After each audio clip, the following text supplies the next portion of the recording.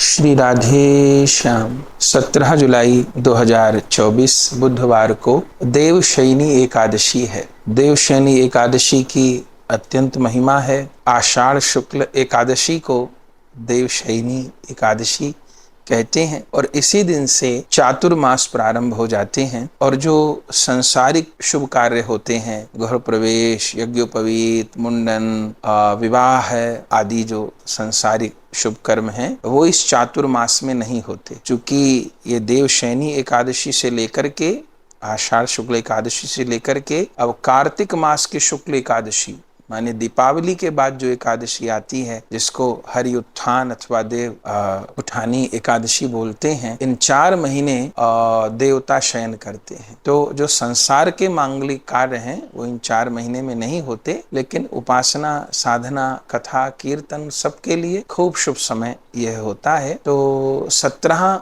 जुलाई को 2024 में देवशयनी एकादशी है। तो वैष्णव जन तो प्रत्येक एकादशी का व्रत करते ही हैं। इस एकादशी को भी निष्ठा पूर्वक व्रत करना है और जैसा कि पिछले अनेक एकादशी से एकादशी महात्म का क्रम चल रहा है, तो देवशयनी एकादशी का बड़ा महात्म कहा गया है। अनेकों कथाएं देवशयनी एकादशी से जुड़ी हुई हैं। जैसे नाम से स्पष्ट हो रहा है कि श्री हरि शयन करते हैं क्षीर सागर में, 4 माह योग निद्रा में रहते हैं। तो वो जो 4 माह हैं वो इसी देवशयनी एकादशी से लेकर के देव उत्थान, हरि उत्थान एकादशी तक है। एक पुराणों में कथा है, भगवान ने इस दिन शंखासुर का उद्धार किया है, फिर शयन किया है। दूसरी कथा है, वामन भगवान ने राजा बलि के यहाँ 3 पग भूमि मांगी और 2 पग में ऊपर नीचे के सारे लोगों को नाप लिया और तीसरा चरण राजा बलि ने अपने माथे पर रखने को कहा और जब अपने आप का ही आत्मसमर्पण कर दिया तो राजा बलि पर भगवान प्रसन्न हो गए। वर मांगने को कहा, तब राजा बलि ने कहा यही वर मुझे मांगना है कि आप मेरे घर पर ही विराजमान रहें। जो लोक आप मुझे प्रदान कर रहे हैं उस लोक में सदा आप विराजमान रहें। तो भगवान उस राजा बलि के वचन को भी पूर्ण करने के लिए 4 महीने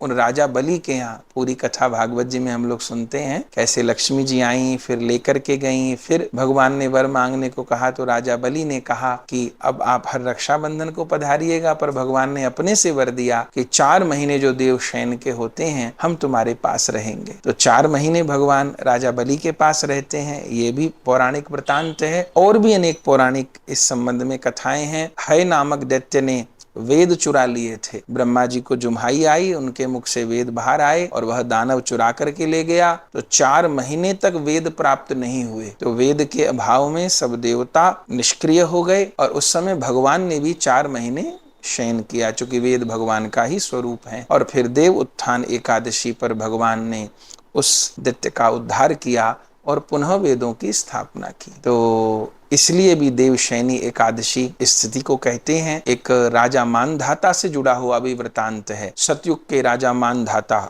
श्री राम के भी पूर्वज, अपनी प्रजा को बहुत प्रेम करते थे, लेकिन उनके समय में अकाल पड़ा। 3 वर्ष तक उनके राज्य में वर्षा नहीं हुई। व्याकुल हो गए, बड़े बड़े महात्माओं से उपाय पूछा कि क्या कारण है, मेरी प्रजा दुख पा रही है, अकाल पड़ गया, वर्षा नहीं हो रही, मैं क्या करूं। तब उनको नारद जी ने बताया कि ये सतयुग का समय है, यहाँ छोटे से पाप का भी बड़ा दंड मिलता है। तो आपकी प्रजा के द्वारा कोई पाप कर्म हुआ है और आपके द्वारा भी कोई जाने अनजाने में ऐसा कर्म हुआ है कि अकाल पड़ रहा है। तो सब महात्माओं से पूछा कि इसकी निवृत्ति कैसे हो। एक ने कारण बताया कि आपके यहाँ कोई चतुर्थ वर्ण का व्यक्ति है, तो चतुर्थ वर्ण के व्यक्ति को जो नहीं करना चाहिए वो ऐसा अनुष्ठान तब कर रहा है, तो उसके कारण भी आपको पाप बन रहा है और इस कारण वर्षा नहीं हो रही है। तो कई कारण हैं, पर निवृत्ति कैसे होगी ताकि सबका अभाव दूर हो, अकाल दूर हो, दुर्भिक्ष दूर हो, वर्षा हो। तो उन सब महात्माओं ने एक मत से ये निर्णय दिया राजा मानधाता को कि आप अपनी पूरी प्रजा के साथ में आषाढ़ शुक्ल एकादशी देवशयनी एकादशी का व्रत करिए, तो प्रजा के सहित आपका दुख दूर होगा, सब अभाव दूर होंगे, वर्षा होगी, सब लोग प्रसन्न होंगे। तब राजा मानधाता ने व्रत किया और सब अभाव दूर हो गए, वर्षा हो गई, सारी प्रजा सुखी हो गई। तो ये भी एक कथा है देवशयनी एकादशी के संबंध में। पर हाँ, ठाकुर जी शयन करते हैं ये तो सर्वसिद्ध बात है ही। वैष्णव जन को क्या समझना चाहिए, एकादशी व्रत तो करना ही है। आचार्य गण की आज्ञा से वो तो करते ही हैं, पर इस एकादशी को ठाकुर जी की शयन लीला की विशेष महिमा है।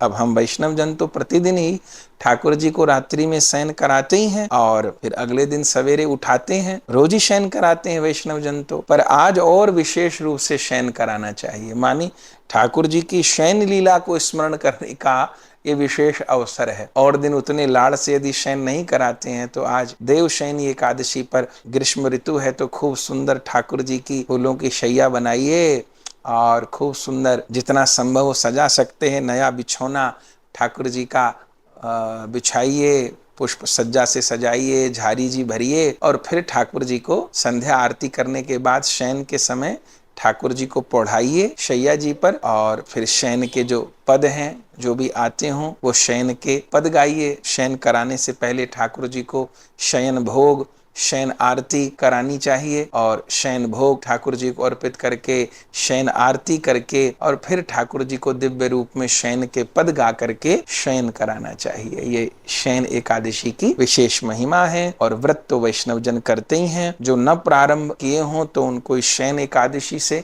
एकादशी व्रत प्रारंभ करना चाहिए। तो स्वयं एकादशी रखें और सबको एकादशी व्रत करने की प्रेरणा दें। तो 17 जुलाई 2024 को शयन एकादशी है और 18 जुलाई को सवेरे सूर्य उदय से लेकर के 9:30 बजे तक का पारण है। तो जगन्नाथ भगवान के महाप्रसाद से अगले दिन सूर्य उदय से लेकर के 9:30 बजे तक के बीच में पारण करना चाहिए और फिर प्रसाद ग्रहण करना चाहिए। तो ठाकुर जी की शयन सेवा इस दिन विशेष रूप से करनी चाहिए। तो सब लोग प्रेम पूर्वक शयन एकादशी का पालन करें और ठाकुर जी की शयन लीला का सेवा करते हुए शयन लीला का चिंतन करें। तो कहिए हरि शयनी एकादशी की जय हो।